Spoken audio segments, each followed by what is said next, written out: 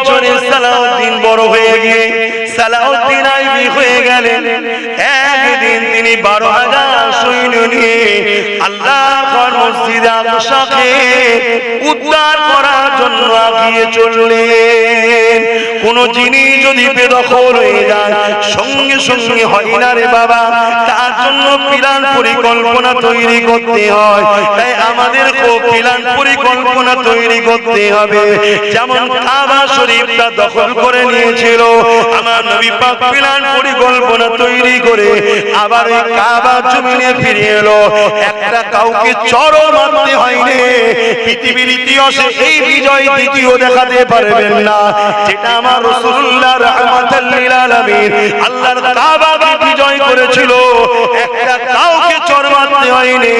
দয়া মমতা আখলাক দেখিয়ে আল্লাহ নবী বিজয় করে নিয়েছিল।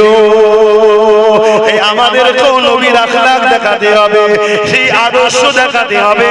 ওই আদর্শ যদি মুসলমান দেখাতে পারো, আমাদের সমাজে যারা লাঞ্ছিত রয়েছে, আমাদের সমাজে যারা বঞ্চিত রয়েছে, আমাদের সমাজে যাদের উপরে জুলুম হয়, শুধু মুসলমানের উপরে জুলুম হয় না রে বাবা, আর অনেকের উপরে জুলুম হয়। যেমন আমার দেশেতে 100 কোটি মানুষ কম বেশি তারা গরিব, তাহলে আমরা রয়েছি তো 15 থেকে 20 কোটি।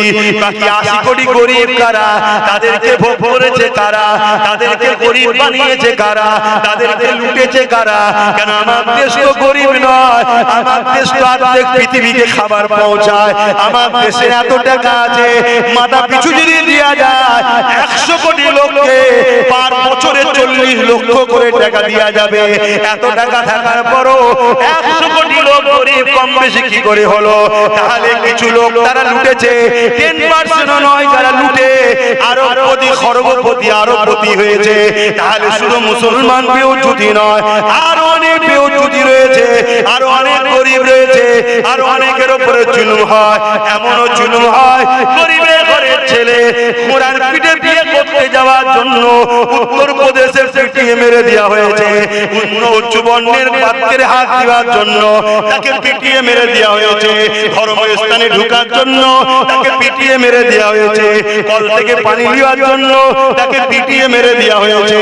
এই যুবকেরা, আমরা যদি প্রকৃত মুসলমান হতে পারি, প্রকৃত মুসলমানকে আল্লাহ নবী জানিয়ে দিলে যে খোদার করে খানা খাওয়াবে, যে অসহায়কে আশ্রয় দেবে, যে আল্লাহ সৃষ্টির পাশে দাঁড়াবে, আল্লাহ বা কিয়ামতের দিনে সে যখন বিপদে পড়ে যাবে তার গুনাহকে চেপে দিয়ে আল্লাহ তাকে সেদিন সাহায্য করে জান্নাত দেবে।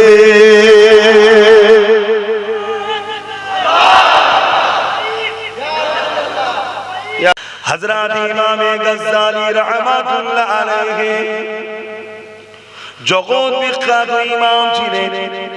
ইলমে তাসাউফের জগতে সাগর বলল কম হবে। এত বড় ইমাম, ইরাকের জমিনে জিনার মাজার মুবারক রয়েছে। তিনি তিনার ছাত্রদেরকে লক্ষ্য করে বলছেন, বাবারা, দুনিয়ার জমিনে যখন কোন মুসিবতের মধ্যে জড়িয়ে যাবে, কোন বালার মধ্যে যখন জড়িয়ে যাবে, কোন ঝামেলা অশান্তির মধ্যে জড়িয়ে যাবে, এ নবীর উম্মতেরা মনে রাখবে, এই বালা মুসিবত আসার কারণটা হলো আমাদের দিল থেকে নবীর প্রেম আদব কমেছে। শুনছেন? এজন্য আল্লাহ বালা দিচ্ছে।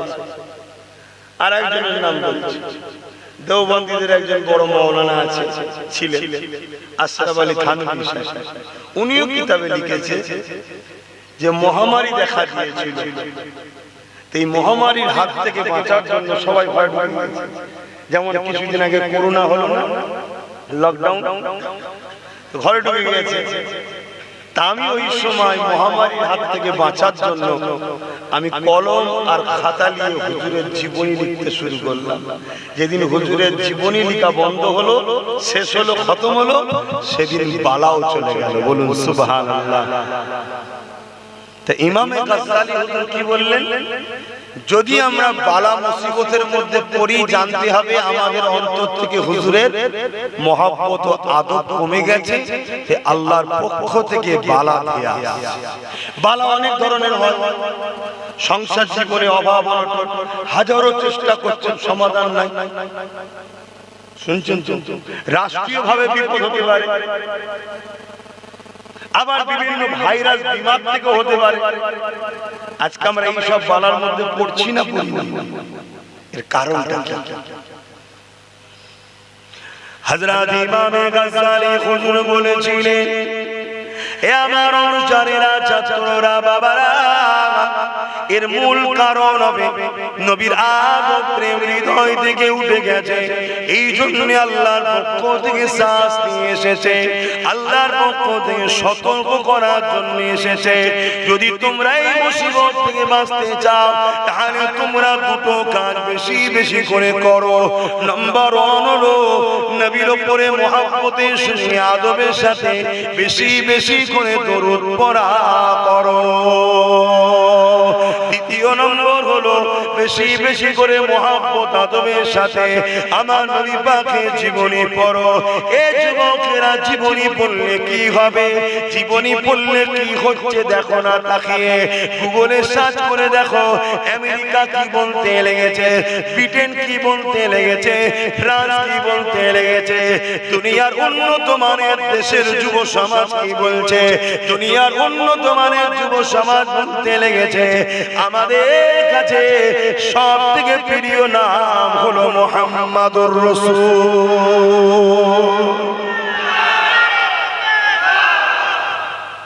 কি করে তারা জানলো? তারা গুগল থেকে অ্যাপ ডাউনলোড করে নবীর জীবনী পড়ছে। জীবনী পড়তে পড়তে তারা নবীর প্রেমিক হচ্ছে, ঈমানের কালেমা পড়ছে। তাই তো ইউরোপ দুনিয়ার রিপোর্ট, তাদের রিপোর্ট, আগামী 2040-45-এ ইউরোপ দুনিয়া, ইউরোপ একটা মহাদেশ জানেন তো নাকি, ইউরোপ দুনিয়া সংখ্যা গুরু হবে মুহাম্মাদের অনুসারী। জোরে বলুন সুবহানাল্লাহ। আরো জোরে বলা যাবে না?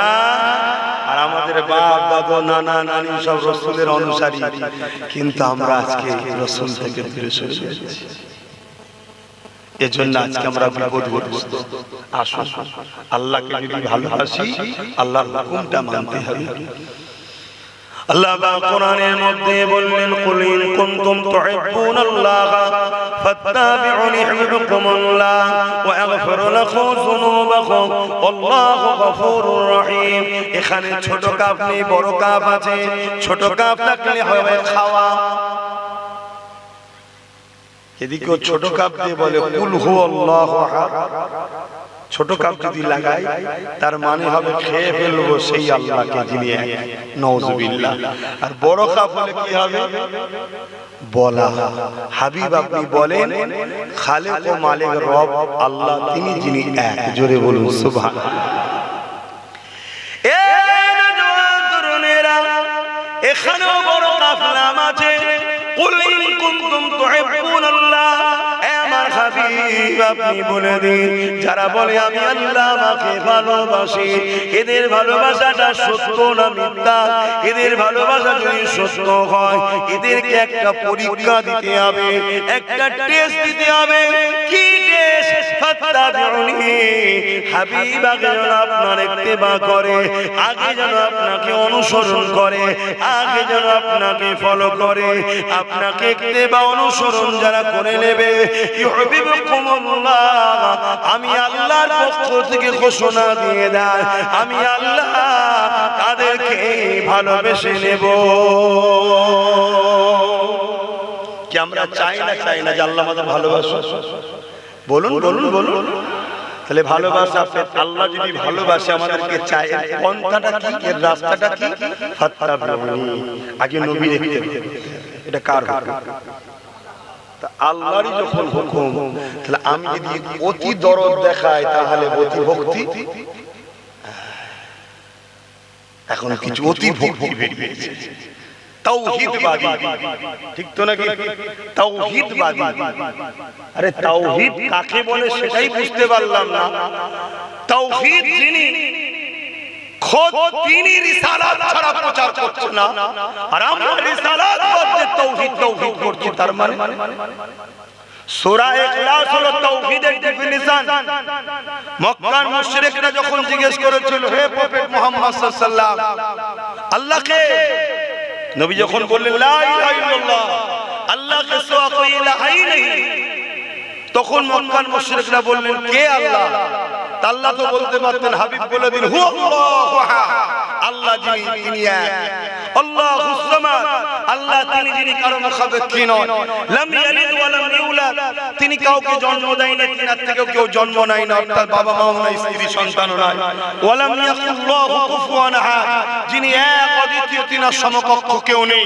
এটা হলো আল্লাহর সংজ্ঞা, আল্লাহর ডেফিনিশন। আল্লাহ হতে গেলে এই সংজ্ঞার সঙ্গে মিলতে হবে। আর আমার সৃষ্টিকর্তা যিনি সত্যি আল্লাহ, তিনার সাথে ছাড়া কারো এটা মিলেও না। জোরে বলুন সুবহানাল্লাহ। বাপ আদমকে যদি নিয়ে আসেন, বাপ মানে, কিন্তু বাপ আদমের স্ত্রী ছেলে বলে রয়েছে। কথা বুঝে আসছে? কোন ক্ষেত্রে কারো সঙ্গে মিলাতে পারবেন না, একমাত্র তিনার সঙ্গে মিলবে যিনি হলেন লিল্লাহি মা ফিস সামাওয়াতি ওয়া মা ফিল আরদ, জমিন আসমানের একমাত্র সৃষ্টি মালিক আল্লাহ। জোরে বলুন সুবহানাল্লাহ। কিন্তু আমি যেটা বুঝাতে চাইছি, এখানে আল্লাহ কি বললেন? হাবিব আপনি বলেন হু আল্লাহু আহাদ, আল্লাহ বলেন কুল হু আল্লাহু আহাদ, হাবিব আপনি বলে দিন। এই যে হাবিবকে বলতে বলেছে, অর্থাৎ রিসালাত দিয়েই আল্লাহ তাওহীদকে আমাদের কাছে প্রোটেক্ট করছে, তাওহীদকে আমাদের কাছে পাঠাচ্ছে, নিজের একত্ববাদকে পাঠাচ্ছে। রিসালাতের মাধ্যম দিয়ে আমরা সেই রিসালাতকে বাদ দিয়ে দিয়েছি। বুঝছেন তো নাকি? আমাদের দুর্দশার কারণ একটাই, আমাদের দুর্দশার কারণ একটাই, মাদ্রাসা অনেক বেড়েছে ভাই, মসজিদ অনেক বেড়েছে। আগে মুফতি পাওয়া যেত, এখন মুফতির অভাব নেই। মাওলানা পাওয়া যেত, মাওলানার গ্যারেজ। পীর পাওয়া যেত, এখন পীর দুদিন পর বিক্রি হবে 4 আনা কিলো করে। কত পীর কিনবি, কিনে নিবি, এত পীরের ঠেলাঠেলি শুরু হয়ে গেছে। কথা কি খারাপ না? সব বেড়েছে। সমস্যা পাবে একটা জায়গায়, যে সাগর থেকে আমার নদী নালাতে পানি আসে, ওই সাগরে পানি কিন্তু আজও আছে, কিন্তু আসার রাস্তাটাই ভাটা পড়েছে। আসার রাস্তাটা হলো আদব ও প্রেম। জোরে বলুন সুবহানাল্লাহ। সাগরটা বোঝাবার জন্য বলছে, আমার নবীকে তো সাগরের সঙ্গে তুলনা চলে না, কারণ আমার নবী হলেন সাগরেরও নবী। জোরে বলুন সুবহানাল্লাহ। কিন্তু বুঝাতে চাইছি, কথা বুঝতে। তাহলে ইমাম গাজ্জালী হুজুর কি বললেন? বাঁচতে গেলে নবীর জীবনী পড়ো। আর খোদ রাসূলুল্লাহ কি বলছেন? হে আমার উম্মত উম্মতিরা, তোমরা বাচ্চাদের ঘরে 3টে শিক্ষা প্রতিটা বাপ মাকে দিতেই হবে। প্রত্যেকটা বাপ মাকে 3টে শিক্ষা দিতেই হবে। প্রথম নম্বরে রাসূল কি বলেছেন? বলুন, প্রথম নম্বরে কি বলেছেন? আমি নবী, আমার প্রেম ও আদবের শিক্ষা দাও। দ্বিতীয় নম্বর কি? আমার আহালদের প্রেম ও আদবের শিক্ষা দাও। 3 নম্বরে রাসূল বলছেন কোরআনের শিক্ষা দাও। কেন? এ তো আমি তৈরি করিনি বাবা, এ তো হুজুরের কথা। আর হুজুরের কথা যে না মানবে সে আবার ইসলাম মুসলমান কিসের? তাহলে প্রথম নম্বর কি শিক্ষা? হুজুরের আদব ও প্রেম। দ্বিতীয় নম্বর হুজুরের আহালদের আদব ও প্রেম। 3 নম্বর কোরআনের শিক্ষা। আমার ক্ষুদ্র জ্ঞানে এসেছে, কোরআনের মতো পাওয়ারফুল জিনিসকে পাহাড়ের উপরে রাখলে পাহাড় চূর্ণ বিচূর্ণ হয়ে যেত। এই সিনাতে কোরআন রাখা চারটিখানি ব্যাপার নয়। এই সিনাকে মজবুত করতে গেলে নবীর প্রেম ও আহলে রাসূলদের প্রেম আদব ঢুকাও, তখন এই সিনা এত পাওয়ারফুল হবে, কোরআনের লোডকে রাখতে পারবে। জোরে বলুন সুবহানাল্লাহ। তাই হুজুর বলেছে, বাকিটা হুজুর আল্লাহ জানে, আল্লাহ ভালো জানে।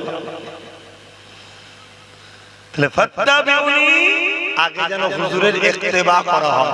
কিন্তু এখানে একটা মানে, এই ইত্তেবাকে নিয়ে, অনুসরণকে নিয়েও আমাদের সমাজ একটা বিভ্রান্ত আছে, যে আমরা হুজুরকে অনুসরণ তো করি, মহব্বত আদব করতে হবে কেন?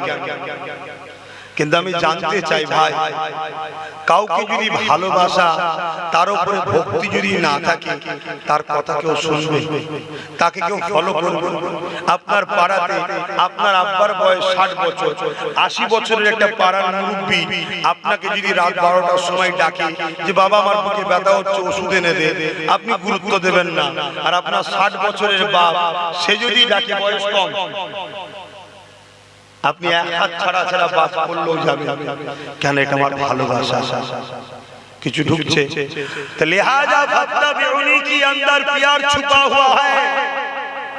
जो खुदा ताला को मोहब्बत करते हैं तो पहले नबी को मोहब्बत के साथ मानना होगा। जरा नबी के मोहब्बत के साथ मेने लेबे, युहिब्बुकुमुल्लाह, আল্লাহ তাদেরকে ভালোবাসবে। আর আল্লাহ যাদেরকে ভালোবাসবে, ওয়াগফির লাকুম যুনুবাকুম, আল্লাহু গফুরুর রহিম, আল্লাহকে তারা বড় দয়ালু মেহেরবান পাবে, তাদের জীবনের সব গুনাহ আল্লাহ মাফ করে দেবে। জোরে বলুন সুবহানাল্লাহ। আমার নবী বলেছেন আমার সাহাবাদের পিছনের কথা বলবেন, কিন্তু বোঝাবার জন্য বলছি, যে কোন এক সাহাবী নিজের কন্যাকে জ্যান্ত মুতে দিয়েছিল, তখন তিনি সাহাবী হননি, কিন্তু হুজুরের প্রেমে যখন হুজুরের কদমে এলো, আল্লাহ ওই গুনাহটাও মাফ করে দিয়েছে। জোরে বলুন সুবহানাল্লাহ। আজ আমরা বড় বিপদের সম্মুখীন রয়েছি। আমাদের জীবনে হাজারো অন্যায় রয়েছে, আমাদের জীবনে অনেক ভুল রয়েছে। এই জায়গা থেকে যদি আল্লাহ সাহায্য পেতে চায়, কামিয়াবি যদি হতে চায়, আল্লাহ পিয়ারাকে আমাদেরকে মহব্বত করতে হবে। এ যুবকেরা, তরুণেরা, বাপেরা, আমাদের রাসূলকে ফলো করতে হবে। কেন? আল্লাহ পাক জানিয়ে দিয়েছে, মা কানা, আল্লাহ পাক জানিয়ে দিয়েছে, লাকাদ কানা লাকুম ফি রাসূলিল্লাহি উসওয়াতুন হাসানা। এ দুনিয়ার মানুষেরা, আমি আল্লাহ তোমাদের জন্য সবথেকে উত্তম মডেল করে মুহাম্মদ রাসূলকে পাঠিয়েছে। নামাজ পড়বে নবীকে দেখো, রোজা রাখবে নবীকে দেখো, হজ করবে নবীকে দেখো, সংসার করবে নবীকে দেখো। এক কথায় তোমার লাইফ স্টাইলটা কিভাবে হবে, দুনিয়ার অন্য কাউকে মডেল বানালে হবে না। তোমার জন্য একটাই মডেল, উসওয়াতুন মানে হচ্ছে মডেল, সেটা হলো মুহাম্মদ রাসূলুল্লাহ। এই তোমার ধর্মনীতি মুহাম্মদ রাসূলকে ফলো করে করতে হবে। তোমার সমাজনীতি, তোমার অর্থনীতি, তোমার সংসার নীতি, তোমার লাইফের প্রতিটা মুহূর্তে। কিন্তু আজকে দুঃখের বিষয়, আমরা গলা লম্বা লম্বা করে নবীর উম্মত দাবি করি। মসজিদে নবী আছে, মাদ্রাসায় নবী আছে, বাকি কোনো জায়গাতে আমরা রাসূলুল্লাহকে ফলো করি না, কারবারও নবীকে অনুসরণ করি না, সংসার জীবনে নবীকে অনুসরণ করি না। অথচ আল্লাহ পাক জানিয়ে দিয়েছে, তোমার টোটাল লাইফটাতে আমার রাসূলুল্লাহকে ফলো করতে হবে। তোমার ধর্মনীতি, তোমার সমাজনীতি, তোমার এডুকেশন নীতি, তোমার সম্প্রীতি নীতি, তোমার মানব বন্ধন নীতি, এমনকি তোমার রাষ্ট্রনীতি বা রাজনীতি, এ তো মুহাম্মদ রাসূলকে মডেল বানাতে হবে। রাসূল ছাড়া অন্য কাউকে ফলো করে রাজনীতি করা, এটা উম্মতের জন্য ধ্বংসের কারণ ছাড়া কখনো নাজাত হতে পারে না। এবারে কারো প্রশ্ন জাগতে পারে, আমি তো গণতান্ত্রিক রাষ্ট্রে বাস করি, এই জায়গায় নবীকে কি করে মানব? ঢুকতে পারে না, পারে না। এটা আমাদের শুধুমাত্র আমাদের মধ্যে শয়তানি অসুয়াশা ছাড়া কিছু নেই। যদি এই গণতান্ত্রিক দেশে চোরেদের নীতি চলতে পারে, খুনিদের নীতি চলতে পারে, লুটেরাদের নীতি চলতে পারে, রেপের নীতি চলতে পারে, সমাজ বিরোধী নীতি চলতে পারে, সব নীতি যদি চলতে পারে, সর্বকালের সর্বশ্রেষ্ঠ সুলতান, দোনো জাহানের বাদশাহ মুহাম্মদ রাসূলের নীতি চলবে না কেন? এটা তো আমাদের দুর্বলতা। আমার নবী কি নীতি শিখিয়েছে? আমার নবী যখন মক্কা থেকে ইয়াসরিব মদিনায় চলে গেলেন, মদিনায় গিয়ে নবী রাষ্ট্র কায়েম করলেন। একটু সংক্ষেপে বলছি, জেনে রাখা দরকার। কারণ আজ আমাদের মধ্যে একদল মুসলিম সেজে মুনাফিক ঢুকেছে। খারাপ নিলে হবে না। হাকিকা হযরতে সালাউদ্দিন আইবি নাম শুনেছেন? কথা বলছেন না তো? 3000 আলেমকে কতল করেছিল। কত? জোরে বলবেন না? কতল করার পর আল্লাহ ওনার বয়স দিয়েছে বা যাবার সময় হয়েছে, উনি বিছানায় শুয়ে আল্লাহর কাছে কাঁদছেন, বলছে আল্লাহ আমাকে যদি আরো কিছুদিন হায়াত দিতেন, আপনার বান্দা বান্দিগুলোকে মুনাফিকের হাত থেকে বাঁচাতাম, আরো কিছু কতল করা বাকি রয়েছে। কি বুঝলেন? কত হাজার? 3000। আলেম দেখলে হবে না, মুফতি মৌলানা দেখলে হবে না, দাড়ি টুপি দেখলে হবে না, দেখতে হবে হুজুর আছে কিনা। নামাজ দেখে, রোজা দেখে, দাড়ি দেখে, টুপি দেখে, মসজিদ দেখে, মাদ্রাসা দেখে, কোরআন তেলাওয়াত করা দেখে, বড় বড় মাসলা ফতোয়া দেখে নবী এই ঈমানদার চিনা যায় না। ঈমানদার চিনতে গেলে যেমন সোনা চিনতে গেলে কোষ্ঠী পাথর লাগে, ঈমানদার চিনতে গেলে মুহাম্মদুর রাসূল লাগে। জোরে বলুন সুবহানাল্লাহ। আর না আবু বকর সিদ্দিক তো নামাজ পড়েছে, আব্দুল্লাহ ইবনে উবাই নামাজ পড়ে না। আবু বকর সিদ্দিক নবীর হাতে হাত দিয়েছে, আব্দুল্লাহ ইবনে উবাইও দেয়নি। আমার কথা কি আপনি বাজার হচ্ছেন? আমি ব্যক্তিগত কারো উপরে রাগ মিটাচ্ছি না। আপনার আমার নবীর উম্মত, আমার নবীর উম্মতদের বাঁচাবার জন্য বলবো না। চাষ করেছেন 1 বিঘে, কিছু আগাছা বেঁচে গেছে, ওগুলোকে নিরন দিতে হয় না? আহারে মরে যাবে রে, থাক থাক থাক, আপনার লাভ হবে না লস হবে? এই নিরানো হয়নি, বাগানে কত নম্বর গাছ গজিয়ে গেছে, এজন্য সব শেষ। আমরা এজন্য শেষ। হয়তো অনেকে ভাবছেন হুজুর একটু ওয়াকাবলে বলবেন না, 10 বছর ধরে বলছি ভাই, আমার 10 বছর আমার ক্যাসেট শুনেন না আপনারা? 10 বছর ধরে বলছি, 10 বছর আগে থেকে সতর্ক করছি, ওয়াকাব যাচ্ছে, জলদি করে ধর, ওয়াকাব যাচ্ছে ধর, তোদের মসজিদ তোদের থাকবে না, তোদের কবরস্থান তোদের থাকবে না, তোরা তোদের মা বোনকে পুরাতে হবে, কবর দিতে পারবি না, মসজিদে যাবি AK-47 দাঁড়িয়ে থাকবে, পাছা লাল করে দেবে। 10 বছর ধরে বুঝাচ্ছি। নিরীহ ছেলেরা বুঝলো, একদল নামধারী আলেম উলামা আমার পিছনে কম সমালোচনা করেছে, গালি গালাজ দালাল বাপ মা কি না বলেছে। গত 3 দিন 4 দিন আগে কলকাতায় একটা মিটিং হলো, সেখানে একজন দাড়িওয়ালা টুপিওয়ালা আমার বাপ মা তুলে গালি দিয়েছে, প্রকাশ মুখ করতে মাথায় টুপি, বয়স কমসে কম 55-60 বছর বয়স হবে, গালি দিচ্ছে বাপ মা তুলে। আমি নাকি দোষী? কত শুনছেন তো নাকি? হ্যাঁ, যদি আমার সরকার থাকার পরে যদি বলতাম দিল্লি চলে যা, তাহলে দোষী করতে পারতাম। হাই হাই, এ কম, কোনটা আসল কোনটা নকল বুঝতে পারলো না। আল্লাহ নবী তাই সতর্ক করেছে, 1500 বছর আগে তোমরা কুরাইশের নেতৃত্ব মানবে। কেন নবী বলেছে? আমার উম্মতের মধ্যে ঢুকে যাবে মুনাফিক। আরো একটা কথা বলে যায়, অনেকে বলছে সমস্ত আলেম উলামা যেদিকে সেদিকেই তো থাকতে হবে, ওটাও শরীয়তের দলিল নয়। সমস্ত আলেম উলামা হলেই যে থাকতে হবে এমনটা নয়, দেখতে হবে সমস্ত আলেম উলামার মধ্যে নবী আছে কিনা। 10 জনের মধ্যে নবী আছে, কিন্তু 2 জন নবীর দুশমন একসাথে বসে আছে, জানতে হবে 10 জনের কিছু সমস্যা আছে। শুনছেন তো নাকি? আমরা মাকে কুরবানি করতে পারি, বাপকে কুরবানি করতে পারি, সব কিছু ত্যাগ স্বীকার করতে পারি, গুস্তাখে রাসূলের সঙ্গে চিয়ার করতে পারি না। এটাই হলো মুমিনের বৈশিষ্ট্য।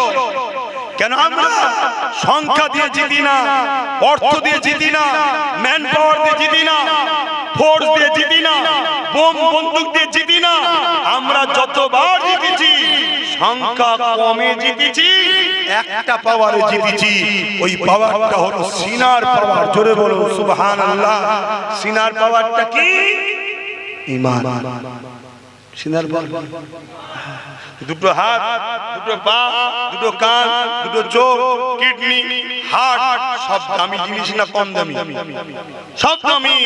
নামাজ, রোজা, হজ, যাকাত, নামাজ, রোজা, হজ, যাকাত সব।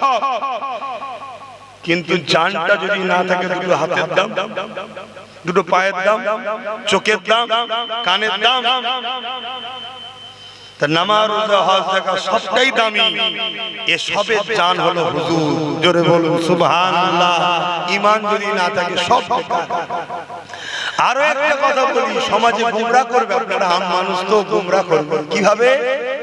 আরে সবাই যখন এক জায়গায় হচ্ছে বুঝছো না কেন? তাহলে আমি বলবো কারবালার ময়দানে ইমাম হোসেন হুজুর ছিলেন ৭২ জন। কতজন? আর অপর দিকে ২২,০০০। কত? ২২,০০০।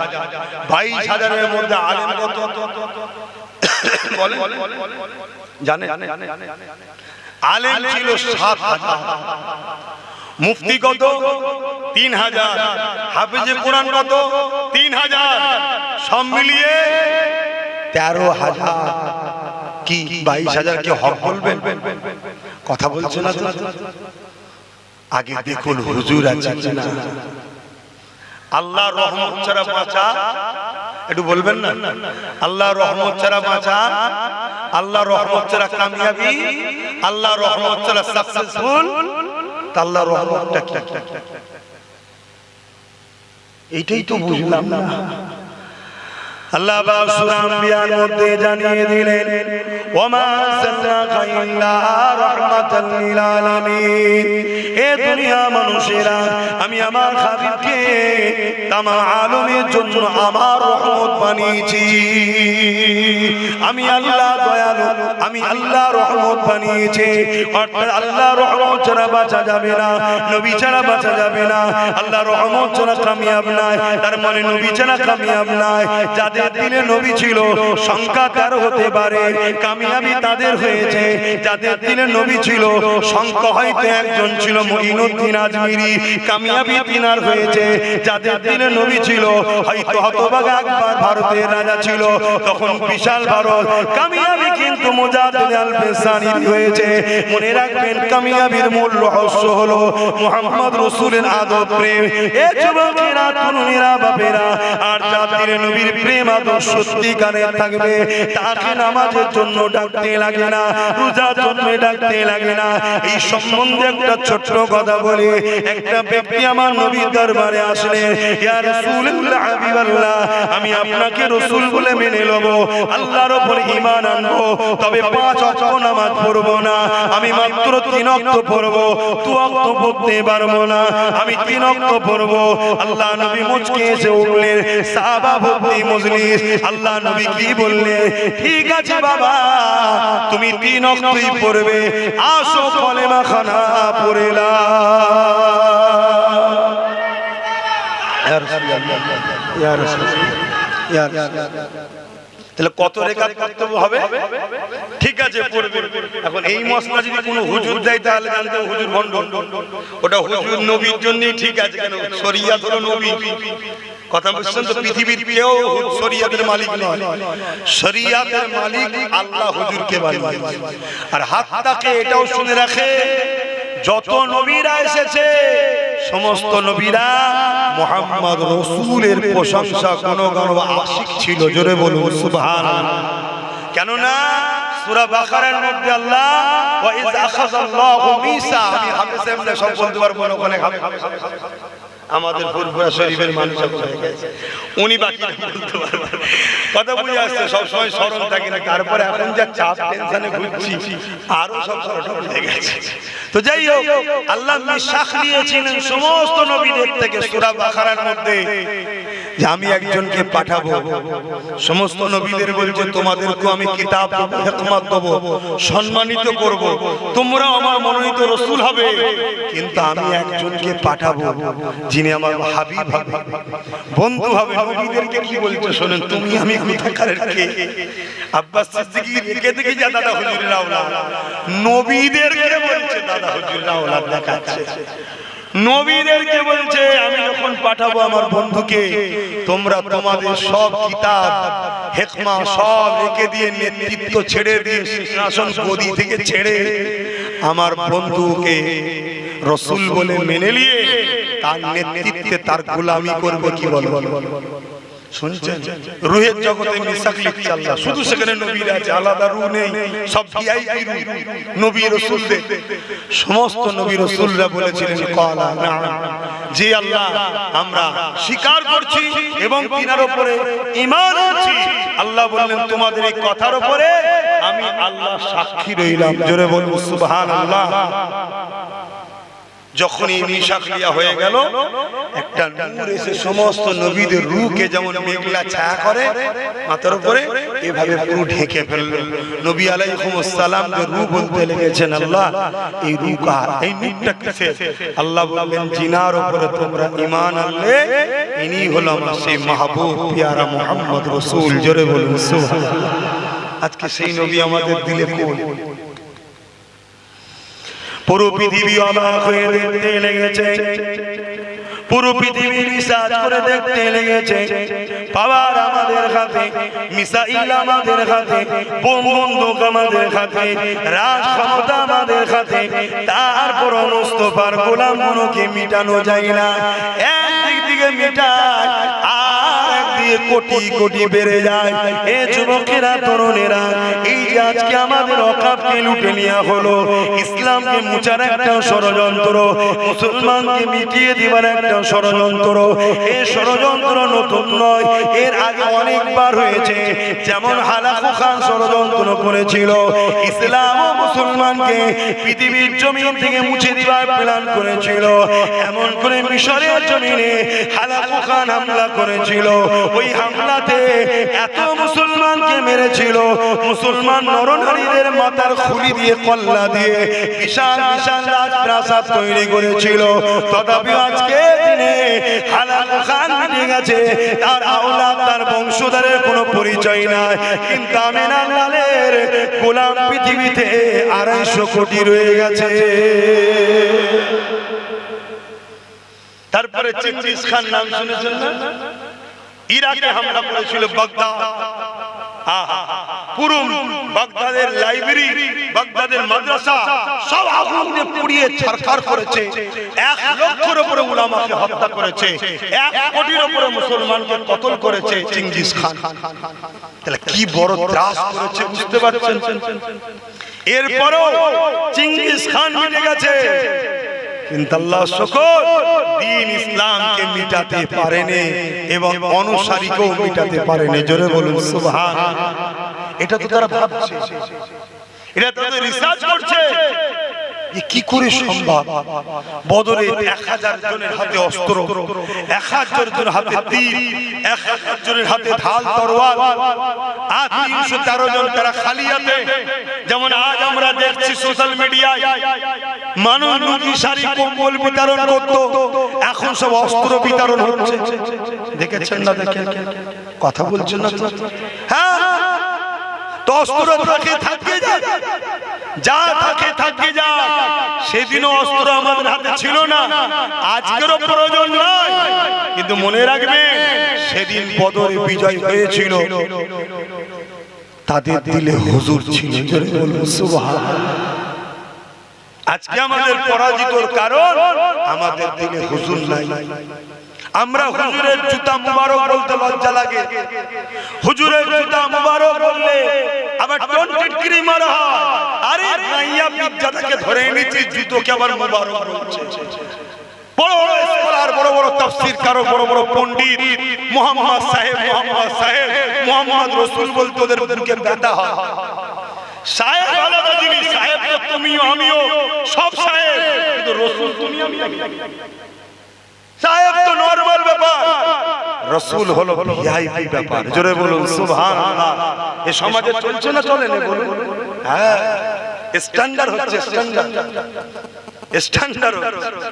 আমরা যখন বলি তখন বলে ফকির মানুষ, ইরাম বলিছেন মানুষ, ইলম কালাম তো নেই, ওই বাপ দাদার বাগানে করে খাচ্ছে, কি না ক্রিটিসাইজ করে। তবে এতটুকু বলতে পারি, হ্যাঁ তোমাদের কাছে হয়তো পারিশ্রম লিগ অস্বীকার করছি না, কারণ অন্য কোনো ধান্দা কারবার নেই। কথা বুঝে আসছে না? নাই। কিন্তু আল্লাহ শুকর তোমাদেরকে হুজুরের সঙ্গে জুড়ার চেষ্টা করি, বেঈমান তো বানাই না। তাই বলে যাচ্ছি, সামনে যে দিন আসছে, এই দিনে বিজয় হতে গেলে সর্বপ্রথম যে কাজটা হলো সিনার পাওয়ারটাকে মজবুত করো। কেন কোরআন দাওয়া দিচ্ছে হযরত মুসা আলাইহিস সালাম যখন ফিরাউনের কাছে আল্লাহ যেতে বললেন, মুসা নবী বলেন, আল্লাহ আমি আর আমার ভাই হারুন ছাড়া তো কেউ নেই আমার সাথে আলাইহিস সালাম, কেউ তো নাই, আপনি যেতে বলছেন যাব, তবে আপনার কাছে দোয়া চাই, আমার দোয়া কবুল করেন। আল্লাহ বললেন কি চাও? আল্লাহ আমার সিনাতে পাওয়ার দেন। জোরে বলুন সুবহানাল্লাহ। মুসা নবী চলে গেলেন, কামিয়াবি হলেন। জোরে বলুন সুবহানাল্লাহ। বাগদাদের বুকে 850 বছর আগে একজন চলে গেছে, তেনারও দাড়ি ছিল, আমাদেরও দাড়ি আছে, তিনিও নামাজি আমরাও নামাজি, তিনিও রোজাদার আমরাও রোজাদার, তিনিও হজ করেছে আমরাও হজ করেছি, তিনিও মুসলমান আমরাও মুসলমান, তিনিও মাওলানা আমরাও মাওলানা। কিন্তু 850 বছর চলে যাওয়ার পরও আজ থেকে 50 বছর হয়নি, আমেরিকা কত মিসাইল ফেলেছিল, একটা বাগদাদের জমিনে ফাটেনি কেন? এখানে সিনার পাওয়ারওয়ালা শুয়ে আছে, যিনি হলেন পিরানে পীর দস্তগীর গৌসুল আজম বড় পীর আব্দুল কাদের জিলানী আল বাগদাদি আল হাসানী আল হুসাইনি। জোরে বলুন সুবহানাল্লাহ। আর আজকে আমাদের ঘরে কি করছে? যারা সোজা হয়ে দাঁড়াতে পারে না, নাপাক হলে পবিত্র হতে পারে না, তারাও এসে আমাদেরকে পিটিয়ে যাচ্ছে, মেরে যাচ্ছে। কারণটা কি? কি আমার নিতে পাচ্ছেন না? বেকার আমি বলছি, আর না অন্যদিকে চলছে। যদি ফিরতে চান, যদি ইজ্জত পেতে চান, আমার হুজুরের হন। আর এটাও শুনে রেখে দেন ইমাম গাজ্জালী হুজুরের আরেকটা কথা। ইমামে গাজ্জালী হুজুর ছাত্রদেরকে পড়াচ্ছেন আর বলছেন, শোনো বাবারা, যদি সমাজের বুকে আমার নবীর শান মর্যাদাকে খাটো করা হয়, আর উম্মত যদি সে ব্যাপারে প্রতিরোধ প্রতিবাদ তাদেরকে না রোকে, উম্মত যদি চুপ থাকে, খামোশ থাকে, মনে রেখে দেবে তার মানে ওই উম্মতের বেটিরা বাজারে নিলামে উঠবে। আপনি ভাববেন আমরা আপনার বেটিদের নিলাম করব, আপনাকে কে করতে বলেছে? আপনাকে মেরে আপনার বেটিকে বাজারে বিক্রি করা হবে, আপনাকে খুন করে আপনার পরিবারকে বাজারে তোলা হবে, আপনাকে মেরে আপনার মাকে পরিবারকে বাজারে বিক্রি করা হবে যদি হুজুরের গোস্তাখি থেকে চুপ থাকা হয়। এটা আল্লাহর পক্ষ থেকে শাস্তি। আমরা ওয়াদা করেছি আল্লাহর কাছে, আমানতু বিল্লাহি ওয়া মালাইকাতিহি ওয়া কুতুবিহি ওয়া রাসূলিহি। রাসূল সরদার হলো মুহাম্মদ সাল্লাল্লাহু আলাইহি ওয়াসাল্লাম। আজকে আমাদের চোখের সামনে নবীকে ছোট করা হচ্ছে না, কথা বলে। আরে প্যান্ট শার্ট পরা দাড়ি চাচা অন্য ধর্মের, সে অপরাধ অপরাধ করছে, তারও যেমন কন্ডেম করা দরকার, কিন্তু দাড়ি টুপি দিয়ে মাওলানা বক্তা মুফতি সেজে আমার নবীকেও ছোট করছে না, করে না। এমনও সমাজে কথা জানা শোনা যায় যে আমার নবীরও ভুল ছিল। নাউজুবিল্লাহ বলবেন না, মানে এটাও আমরা জানি না কোন জায়গায় নাউজুবিল্লাহ বলতে হয়, কোন জায়গায় সুবহানাল্লাহ, কোন জায়গায় আলহামদুলিল্লাহ, এটাও জানি না। হায় আমরা কোথায় চলে গেলাম। এই উম্মতেরই একটা উম্মত সালাউদ্দিন আইয়ুবী তার নাম, বয়স তার 7 বছর। কত? 7 বছর। বাজারে গেছে চাচার সাথে, মন দিয়ে শুনে, এই উম্মতেরই আমরা যে উম্মত, বয়স 7 বছর বা 9 বছর, কি দেবে, আমি 9 বছরটা ধরলাম, যাও বাজারে গেছে কি কিনতে? মসজিদের মেহরাব কিনতে। ওই সময়ে ফার্নিচার মিস্ত্রি, যেটা বুঝবেন আপনারা, খুব সুন্দর কারিকার্য একটা ফার্নিচার তৈরি করেছে, যাকে দূর দূর দেশ থেকে লোক দেখতে এসেছে, এত সুন্দর বানিয়েছে।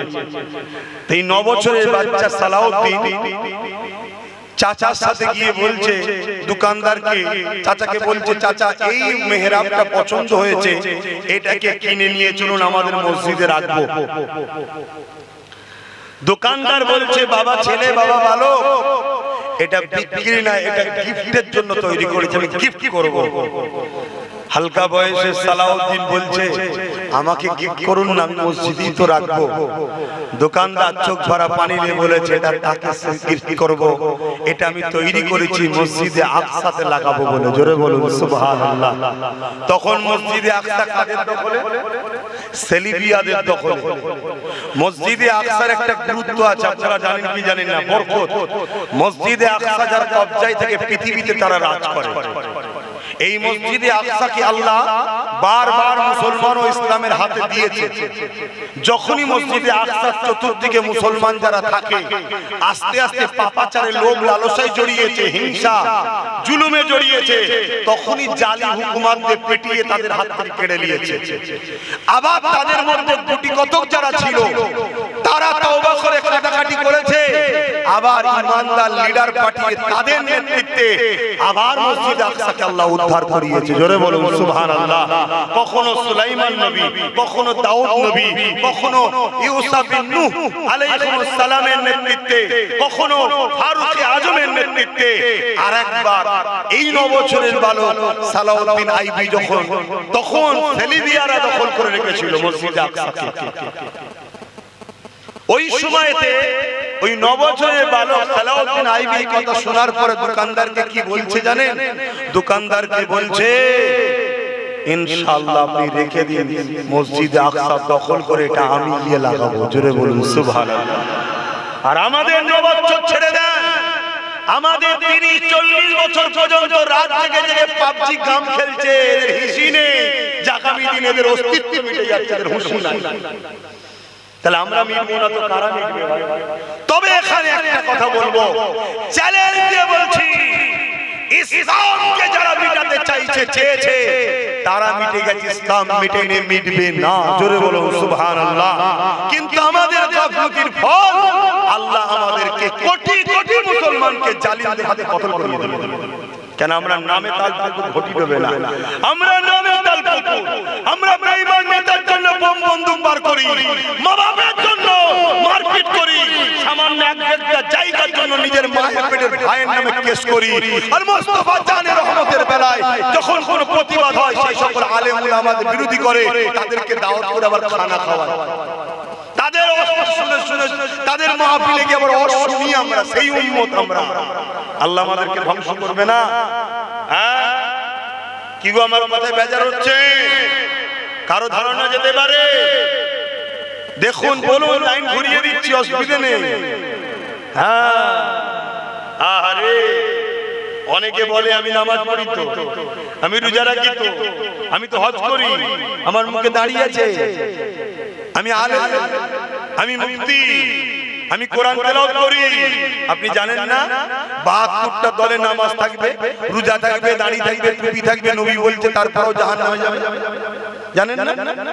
সাহাবারা জিজ্ঞেস করছেন হুজুর কারণ কি? আল্লাহ নবী বললেন তাদের অন্তরে আমি নবী আমার হাইয়া থাকবে না, আদব থাকবে না, তারা আমার উপরে বুকস রাখবে, গুস্তাখি রাখবে, তারা আমাকে খুলে খুলে উম্মতকে শিখাতে চাইবে না। প্রত্যেকটা মুহাল্লা, মসজিদে, ওয়াজে, প্রতিটা খানকাতে, মাদ্রাসাতে আমার মনে হয় প্রত্যেককে নবী খুলে খুলে শোনানো দরকার। কারণ নবী হলো প্রকৃত কোরআনের বাস্তব। জোরে বলুন সুবহানাল্লাহ। আম্মা জান আয়েশা সিদ্দিকা রাদিয়াল্লাহু তাআলা আনহাকে সাহাবারা জিজ্ঞেস করছেন হুজুর আমাদের নবী কেমন ছিল? মন দিয়ে শুনছেন? সাহাবা হুজুররা বলছে আমাদের নবী কেমন ছিল? যিনারা 24 ঘন্টা হুজুরের কাছে থাকা পছন্দ করে, সব সময় হুজুরের কদমের গোড়ায় বসে থাকে, হুজুরের সাথে জিহাদে, হুজুরের সাথে নামাজে, হুজুরের সাথে হজে, হুজুরের সাথে সফরে, হুজুরের সাথে রোজায়, হুজুরের সাথে কোরআন তেলাওয়াতে, দ্বীনি শিক্ষায়, সব জায়গায় যারা থাকতো হুজুরের সাথে, তারা বলছে আম্মা জানকে পর্দার আড়াল থেকে আম্মা আমাদের হুজুর কেমন ছিল? আম্মা জান কি বলছে? তাহলে সাহাবা হুজুররা হুজুর কেমন ছিল বুঝতে পারছে না, আর আমাদের মুফতি বলছে হুজুর চিনে ফেলেছে, হুজুর তো আমাদের মতো ছিল। বলে না, বলে না? হাই রে দুঃখ, হাই রে কপাল, এগুলোকে সব ইসলামের দুশমনরা আমাদের মধ্যে প্রজেক্ট করেছে।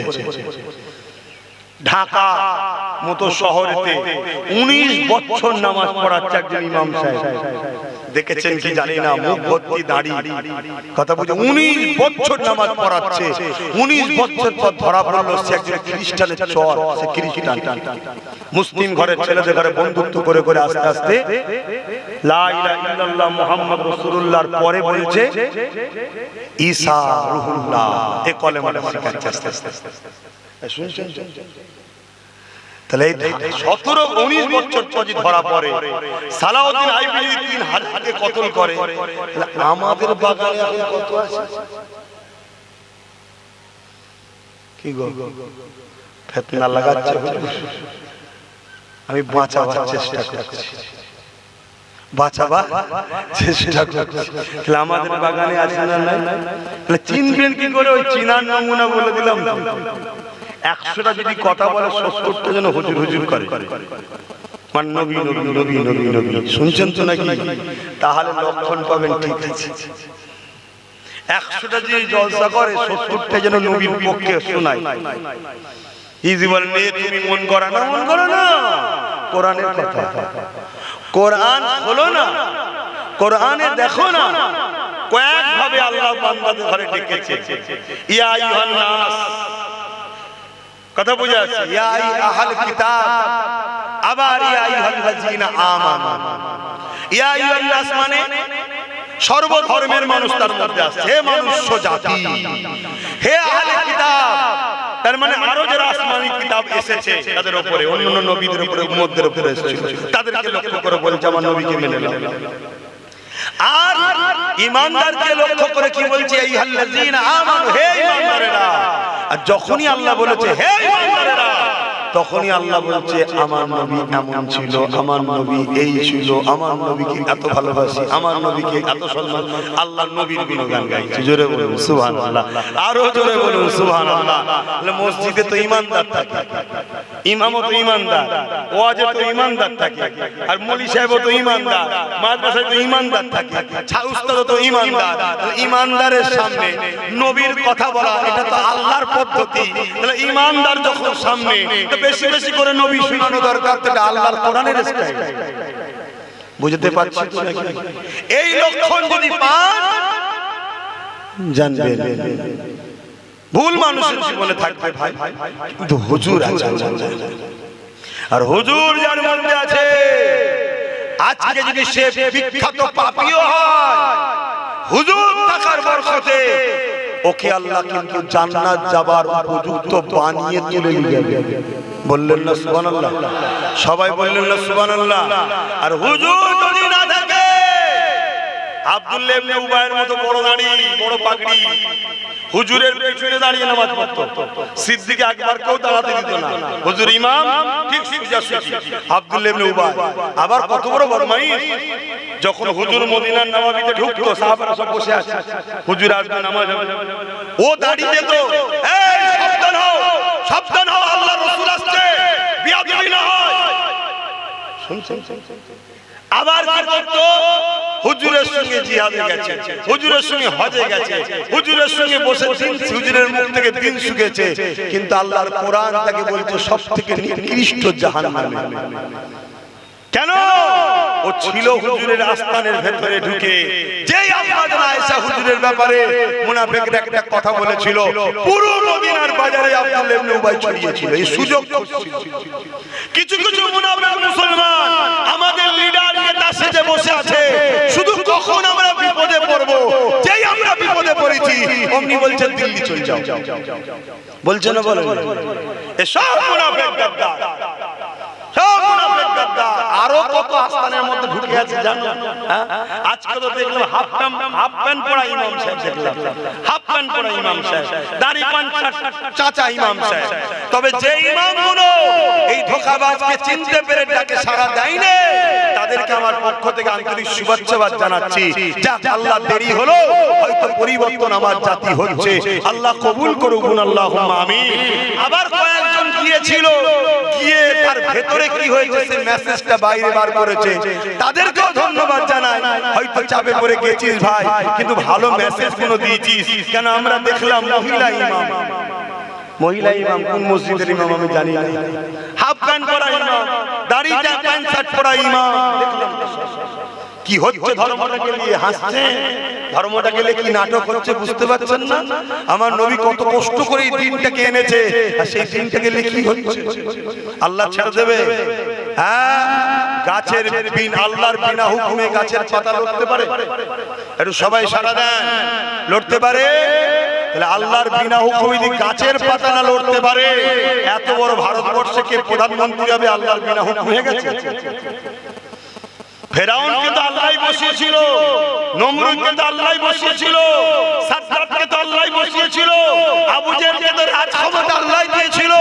দুটো কারণ, মুমিনের ঈমানকে টেস্ট নেবে, মুমিনের মাকানকে আল্লাহ বাড়াবে। জোরে বলুন সুবহানাল্লাহ। মুমিন তো সে আবু জেহেলের হাতের মধ্যে থাকার পরও পাথর বলেছিল, আবু জেহেল তুই মিথ্যাবাদী, মুহাম্মদ রাসূল তার সত্যবাদী। জোরে বলুন সুবহানাল্লাহ। এটা তো মুমিন, যে কোনো জায়গায় থাকি না কেন, মুহাম্মদ রাসূলের মাকানের ব্যাপার যখন হবে, কোন দেশে কার হাতে কে ক্ষমতায়, কত ক্ষমতা, ওসব দেখলে হবে না, হুজুরের পক্ষে সাক্ষী দিতে হবে। এটাই হলো মুমিনের বৈশিষ্ট্য। জোরে বলুন সুবহানাল্লাহ। কামানের সামনে, অস্ত্রের সামনে, বুলেটের সামনে, তরোয়ালের তলাতেও মুমিন মুহাম্মদ রাসূলের পক্ষে গুণ গাইবে। কেন? মুমিন জানে তুই বোম দেখাচ্ছিস, বন্দুক দেখাচ্ছিস, মুমিন কিন্তু কামানের সামনে আল্লাহর জান্নাত দেখতে পায়। জোরে বলুন সুবহানাল্লাহ। তো ভাইরা আমার, তাহলে আজকে সেই জায়গায় জালিম কে আল্লাহ বসায় দুটো কারণে। এক, আল্লাহ কোরআনে বলছেন সূরা বাকারাতে, তোমরা আমি ও আমার হাবিবকে যখন ভুলে অন্যদের গুণগান গাইবে, অন্যদের ফায়দা পৌঁছাবে, অন্যদের উপকার করবে, আমি আল্লাহ তখন জালিম হুকুমত বসিয়ে তোমাদেরকে টাইট দেবো তার হাতে। শুনছেন তো নাকি? আমরা ভুল করেছি না? তার পাওনা পাচ্ছি, কিছু করেন না। এবারে ঝড় এলে 100টা পাকা আম পড়লে একটা দুটো কাঁচাও তো পড়ে না, হ্যাঁ? একটা দুটো ভালো যাবে, ভালো যাওয়াটা হলো পরীক্ষা, তার জন্য সে শহীদ হবে, তার মাকাম বাড়বে, আর পাকা গুলো পেকে যাওয়ার জন্য মরণ হয়েছে। কি গো আব্বা জানে রাত করবে না মা? আর দাওয়াতের খবর শুনলে আসবেন, সবাই তো চুপচাপ কেন? কি করব বলেন না? রোগটা তো আর কি বলে ডায়রিয়া বা কি বলে জ্বর সর্দির ব্যাপার না, রোগ তো ক্যান্সারের থেকেও মারাত্মক। এখন কেমো ছাড়ার উপায় কি? মার কেমো, তাহলে দাড়ি চুল থাকে থাকে না, যে মানুষটা তো বাঁচো, তাই কড়া কড়া বলতে হচ্ছে। কি করব? কিন্তু আমি কিছু ভুল বলছি, ব্যাস কথা ক্লিয়ার, তাহলে তো ক্লিয়ার। বাপেরা, নওজোয়ানেরা মন দিয়ে শোনে, এই নববছরে সালাউদ্দিন বড় হয়ে গিয়ে সালাউদ্দিন আইবি হয়ে গেলেন। একদিন তিনি 12,000 সৈন্য নিয়ে আল্লাহর মসজিদে আকসাকে উদ্ধার করার জন্য এগিয়ে চললেন। কোন জিনিস যদি বেদখল হয়ে যায় সঙ্গে সঙ্গে হয় না রে বাবা, তার জন্য প্ল্যান পরিকল্পনা তৈরি করতে হয়। তাই আমাদের প্ল্যান পরিকল্পনা তৈরি করতে হবে। যেমন কাবা শরীফটা দখল করে নিয়েছিল, আমার নবী পাক প্ল্যান পরিকল্পনা তৈরি করে আবার ওই কাবা জমিনে ফিরে এলো। একটা কাউকে চড় মারতে হয়নি। পৃথিবীর ইতিহাসে এই বিজয় দ্বিতীয় দেখাতে পারবেন না, যেটা আমার রাসূলুল্লাহ রাহমাতাল লিল আলামিন আল্লাহর কাবাকে বিজয় করেছিল। একটা কাউকে চড় মারতে হয়নি, দয়া মমতা আখলাক দেখিয়ে আল্লাহ নবী বিজয় করে নিয়েছিল। আমাদের তো নবীর আখলাক দেখাতে হবে, সেই আদর্শ দেখাতে হবে। ওই আদর্শ যদি মুসলমান দেখাতে পারো, আমাদের সমাজে যারা লাঞ্ছিত রয়েছে, আমাদের সমাজে যারা বঞ্চিত রয়েছে, আমাদের সমাজে যাদের উপরে জুলুম হয়, শুধু মুসলমানের উপরে জুলুম হয় না রে বাবা, আর অনেকের উপরে জুলুম হয়। যেমন আমার দেশেতে 100 কোটি মানুষ কম বেশি তারা গরিব, তাহলে আমরা রয়েছি তো 15 থেকে 20 কোটি, বাকি 80 কোটি গরিব কারা? তাদেরকে ভোগ করেছে কারা? তাদেরকে গরিব বানিয়েছে কারা? তাদেরকে লুটেছে কারা? কেন আমার দেশ তো গরিব নয়, আমার দেশ তো অর্ধেক পৃথিবীকে খাবার পৌঁছায়। আমার দেশে এত টাকা আছে, মাথা পিছু যদি দেওয়া যায় 100 কোটি লোককে পার বছরে 40 লক্ষ করে টাকা দেওয়া যাবে। এত টাকা থাকার পরও 100 কোটি লোক গরিব কম বেশি কি করে হলো? তাহলে কিছু লোক তারা লুটেছে, 10% নয় যারা লুটে আরবপতি খরবপতি আরবপতি হয়েছে। তাহলে শুধু মুসলমান বেউজ্জুতি নয়, আরো অনেক বেউজ্জুতি রয়েছে, আরো অনেক গরিব রয়েছে, আরো অনেকের উপরে জুলুম হয়। এমনও জুলুম হয় গরিবের ঘরের ছেলে ঘোড়ার পিঠে বিয়ে করতে যাওয়ার জন্য উত্তরপ্রদেশে পিটিয়ে মেরে দেওয়া হয়েছে। উচ্চ বর্ণের পাত্রের হাত দেওয়ার জন্য তাকে পিটিয়ে মেরে দেওয়া হয়েছে। ধর্মস্থানে ঢোকার জন্য তাকে পিটিয়ে মেরে দেওয়া হয়েছে। কল থেকে পানি নেওয়ার জন্য তাকে পিটিয়ে মেরে দেওয়া হয়েছে।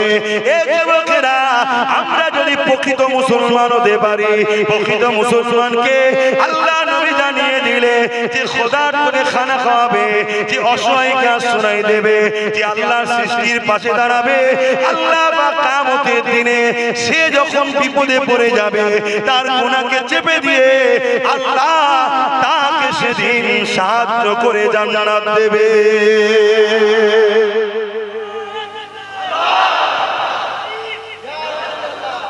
ইয়া রাসূলুল্লাহ, আল্লাহু আকবার। কথা বুঝে আসছে বাপ জানেরা? তাহলে আমরা আমাদের প্রতিবেশী কারা গরিব আছে দেখা দরকার আছে না? যদি মুসলমান না হয় তাও তার পাশে দাঁড়ানোর দরকার আছে না নাই? যদি খোদার তো যে কোনো ধর্মের হয় দাঁড়ানোর দরকার আছে না নাই? কেউ যদি বিপদে পড়ে অন্য ধর্মের লোক তার পাশেও দাঁড়ানোর দরকার আছে না নাই? এটা কি ইসলাম না? কি গো বলবেন তো নাকি? এ ওয়াজ হয় শুধু ঘুরিয়ে ফিরিয়ে একটাই ওয়াজ নামাজ। পৃথিবীতে আর কিছু নেই, ইসলামে আর কিছু নেই, ঘুরিয়ে ফিরিয়ে একটাই ওয়াজ নামাজ। এই নামাজ পড়লে গুনাহ না পড়লে গুনাহ? কে কে জানেন যে নামাজ পড়লে গুনাহ হয়? এমন কি আছে? কথা বলছো না? কিন্তু সবাই জানে নামাজ না পড়লে গুনাহ হয়, তারপরে পড়ছো না কেন? এই দোষটা কার? এই দোষটা তো বাপ মা। বললি আপনার স্থিতি খারাপ হয়ে যাবে। যখন আপনার বাচ্চার বয়স ছিল 5 বছর, আপনি সব জায়গায় পাঠালেন, স্কুল কলেজ সব পাঠালেন, আপনি আল্লাহর জন্য আপনার বাচ্চার হাত ধরে মসজিদে এনেছিলেন? বলুন, 5 ওয়াক্ত এনেছিলেন? যদি 5 ওয়াক্ত একটা 5 বছরের বাচ্চা 10 বছর পর্যন্ত নিয়ে আসতেন, 5 বছর একটা জায়গায় যাচ্ছে, আরে দুদিনের যদি একজনের সঙ্গে চিনা পড়া ছেলে এত মহব্বত হয়ে যায়, মসজিদের সঙ্গে 5 বছর দেখা সাক্ষাৎ হচ্ছে, মহব্বত হতো না? তাহলে তো আমাদের দোষ। প্রত্যেকটা বাপ মার উচিত, যদি নতুন করে নামাজি দেখতে চান, 5 বছর বয়স থেকে বাচ্চাকে মসজিদে নিয়ে যান। কেন? বাচ্চা বলতে পারে, পেশাব পায়খানা করে সব বোঝে। মসজিদে গিয়ে ছুটোছুটি করবে, খেলা করবে, লাফাবে, মুসল্লির পিঠে উঠবে, যা পারে করুক। আল্লাহ যখন বলছে গুনাহ নেই, আপনার মাথায় চাল পড়েছে কেন? এই যে জাকাত হবে, জাকাত হবে, জাকাত হবে, আল্লাহর ঘরের সঙ্গে প্রেম পয়দা হবে। দেখবেন 10 বছর পরে বলতে হবে না, ওর মন টাইমে টাইমে মসজিদকে ডাকবে, আচ্ছা ঠিক চলে যাবে আল্লাহর ঘরে। এটা আমরা করি না, এটা আমাদের সমস্যা। আমাকে কি নামাজের বিরোধী মনে হলো নাকি? কথা বলেন ভাই, নামাজের বিরোধী মনে হলো? হ্যাঁ, আরে নামাজ এত বড় ইবাদত। নামাজে যখন সিজদা দিই, আল্লাহর কুদরতি কদমে মাথা পড়ে। জোরে বলুন সুবহানাল্লাহ।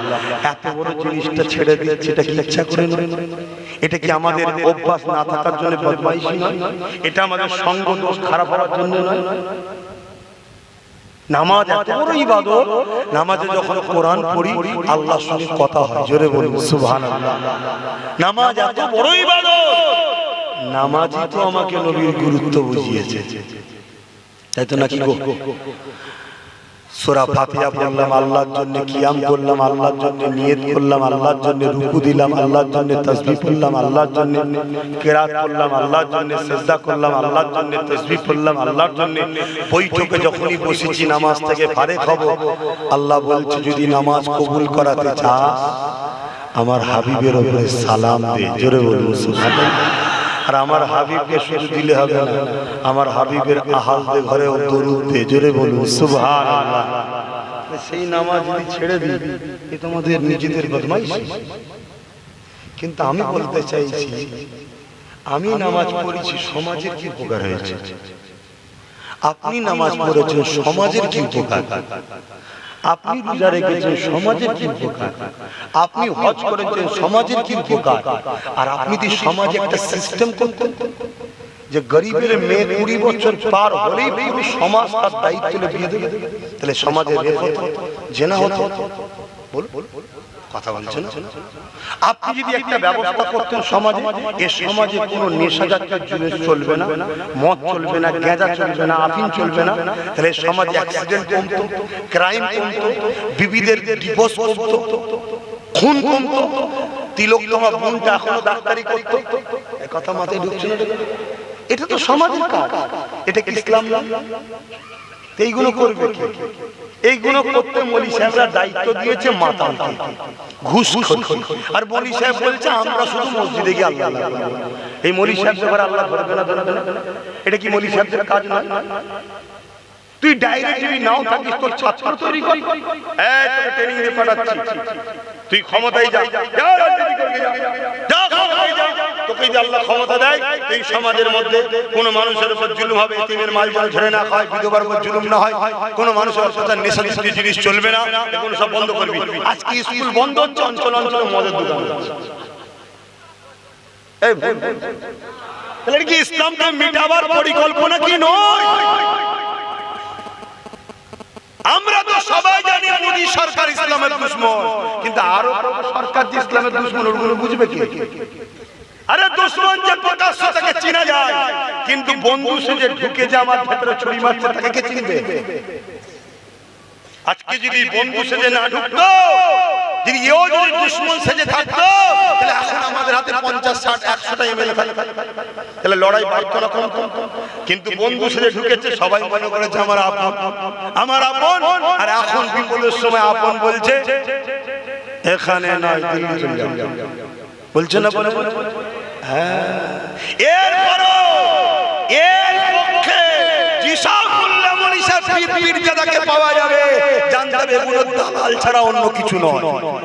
ওপেন বলে যাচ্ছি, এরপরও ওর কাছে কৈফিয়ত দেওয়া দরকার। তুই কথা বললি কি করে? এনআরসির সময় তুই রাস্তায় নেমে হই হই করেছিলিস তো?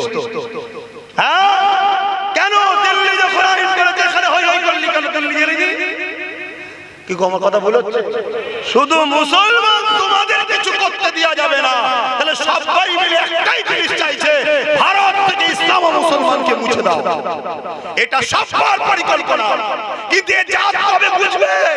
এ জাত তো মরা মুরগির বিরিয়ানি খেয়ে ভেতর থেকেও মেরে ফেলেছে। যদি না বোঝো তাহলে প্যালেস্টাইনের মতো তোমার বাচ্চাদের সঙ্গে আগামী দিন হবে, আর সেদিন বেশি দিন নয়, আগামী 1-2 বছরের মধ্যেই দেখতে পাবে।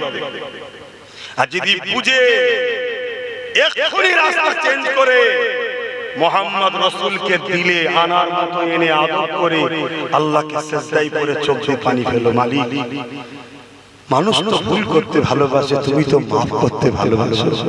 ভুল হয়ে গেছে, আমাদেরকে একটা বার সুযোগ দেন, একটা বার ঘুরে দাঁড়াবার তৌফিক দেন। এই কিছুদিন আগে মায়ানমারকে ধরে লড়িয়ে দিয়ে চললাম, শুনছেন না? শোনেন না? লড়িয়ে দিয়ে এমন লড়াবে, ওই লড়ানোর ঘাটতি পূরণ করতে করতে ওই দিকেই পাগলদের সব মাথা ঢুকে যাবে, তোমাকে ভাবার সময় থাকবে না। যদি বিশ্বাস হয় লাও কথা, আর না বিশ্বাস হয় যে হালে আছে আমি কি করতে পারি? বাবা আমি তো জোর করতে পারবো না, ইসলামের জোর চলে না। আর মনে রাখবে আমরা আছি এখন কড়াতে, আমরা আছি কোথায়? কড়ায়। একদল মোল্লা মৌলী সাহেব ঘুরছে ঘোলা পানিতে মাছ ধরার জন্য, বেরোলি লোক, ঠিক না? ইস্যুটা এমন মুসলমান ভয় খেয়ে গেছে, মানে দ্বিধাদ্বন্দ্বের মধ্যে পড়ে গেছে। যারা ইমানদার তারা পুরি কি আর করে না, অত সহজ নাকি? রাসূলুল্লাহ দাদা আব্দুল মুতালিব বলেছিল আমার মুখটা আমায় দিতে যার ঘর সাথে গেল। ইমানদার যে হবে সে থোড়ি পাওড়া হচ্ছে নাকি? কথা বলছেন না? বুঝেন না? হ্যাঁ, কিন্তু বাকি তো সব ভয় পাচ্ছে, ভাবছে কি হবে কি হবে কি হবে। এখন যদি কেউ এসে বলে যে ডাকবে তার পিছনে ছুটবে না, ছুটবে না। এই ঘোলা পানিতে সব নেমে পড়েছে মাছ ধরার জন্য, আমার সাথে এত আছে, আমার সাথে এত আছে, আমার সাথে এত আছে। আর রাত্রে ফোনে বলছে টাকাটা পেটিয়ে দাও, সব বুঝিয়ে তোমার কোলে তুলে দেবো। চলছে। যদি বলেন একদিনে বলছেন আপনি, আমি কি করে বলছি বুঝতে পারছেন না? দিনের মতো সত্য তো আন্দোলন হচ্ছে, ওয়াকফ কালা কানুন বাতিল করো, বাতিল করো, তাই তো নাকি? আন্দোলন হচ্ছে না? কিন্তু ওই আন্দোলনে একবারও শোনা যাচ্ছে না এই রাজ্যে তোমার 3টে এমপি কেন ভোট দিতে গেল না? জবাব দাও, জবাব দাও। এ হচ্ছে ওয়াকফ কালা কানুন বাতিল করো, বাতিল করো। কথাটা ভুল না ঠিক? ঠিক কথা, ভালো কথাই বলছেন। কিন্তু ভালো হলে কি হবে? নিয়তটা ভালো নেই। যদি বলে নিয়ত কেন ভালো নেই, ওই আন্দোলনে শোনা যাচ্ছে না যে আপনি তো বলেছিলেন কলকাতার রেড রোডে গিয়ে মুসলমান কোন বিপদে পড়লে আমি আছি, এখন বিপদে পড়েছি, 8টা রাজ্য কেস করেছে, আপনি যাচ্ছেন না কেন? বলছেন এই এটা কোন আন্দোলনে বলছে?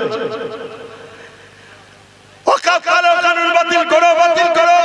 ও ভালো কথা বলছে তো মোল্লাটা, ভালো কথা। আপনি যে বললেন বিজেপিকে রুখতে আমায় ভোট দাও, ভোটটা যে দিলাম 230টা এমএলএ কেস করছে না কেন? বিধানসভা পার্লামেন্টে নিন্দা বিল পাস করি আপনি কেস করছেন না কেন? 10 কোটি লোক কেস করা আর একজন সিএম কেস করা সমান, কারণ 10 কোটি লোকের তিনি প্রতিনিধি। কেস করেছে না? কষ্ট হচ্ছে না বিষয় বলছি, হ্যাঁ কষ্ট হচ্ছে।